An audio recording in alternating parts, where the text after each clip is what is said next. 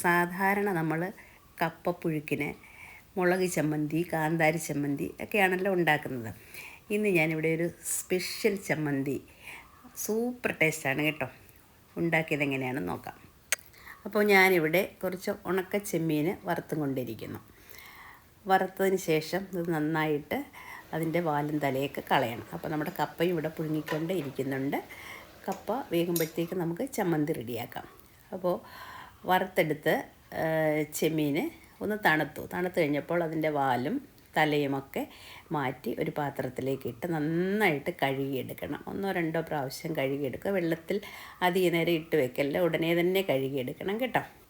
അപ്പോൾ കഴുകിയെടുത്ത ചെമ്മീൻ ഞാൻ ഒന്നും കൂടെ വറക്കുകയാണ്. വറുത്തില്ലെങ്കിലും കുഴപ്പമൊന്നുമില്ല, ഇങ്ങനെ വേണമെങ്കിൽ നമുക്ക് ചമ്മന്തി അരയ്ക്കാൻ പറ്റും. അപ്പോൾ അത് ഞാൻ ഒന്നും കൂടി ഒന്ന് വറുത്തെടുത്ത് വെള്ളമൊക്കെ ഒന്ന് വറ്റിച്ചെടുത്തു. ഇതിപ്പം വളരെ പെട്ടെന്ന് നമുക്ക് തയ്യാറാക്കിയെടുക്കാവുന്ന ഒരു ചമ്മന്തിയാണ് കേട്ടോ. ഇനി നമുക്ക് ചമ്മന്തിക്ക് വേണ്ട സാധനങ്ങൾ എടുക്കാം. ഇവിടെ ഞാനൊരു 2-3 വറ്റൽ മുളക് ചുട്ടെടുത്തിട്ടുണ്ട്. നിങ്ങൾക്ക് വേണമെങ്കിൽ വറുത്ത് വേണമെങ്കിലും എടുക്കാം, മുളക് പൊടി വേണമെങ്കിലും ഇടാം. എനിക്കിതാണ് ടേസ്റ്റായിട്ട് തോന്നുന്നത്. ഒരു 4-5 ചെറിയ ഉള്ളി എടുത്തിട്ടുണ്ട്. ഇനി നമുക്ക് ആവശ്യത്തിന് എത്ര വേണോ ചമ്മന്തി അതിനനുസരിച്ചുള്ള നാളികേരം എടുക്കുക. നാളികേരം വറുത്ത് വേണമെങ്കിലും ചേർക്കാം, പക്ഷെങ്കിൽ ഇതിപ്പം നമുക്ക് കപ്പയ്ക്ക് കഴിക്കാൻ ഇതായിരിക്കും ടേസ്റ്റ്. ഉപ്പിട്ട് കൊടുക്കാം. ഇനി ഞാൻ പുളിക്ക് വേണ്ടി അല്പം മാങ്ങയാണ് ഇടുന്നത്, നിങ്ങൾക്ക് വേണമെങ്കിൽ പുളി ചേർക്കാം. മാങ്ങയുടെ ചമ്മന്തി നല്ല ടേസ്റ്റായിരിക്കും. അപ്പോൾ ഞാനിതൊന്ന് അരച്ചെടുത്തിട്ടുണ്ട്.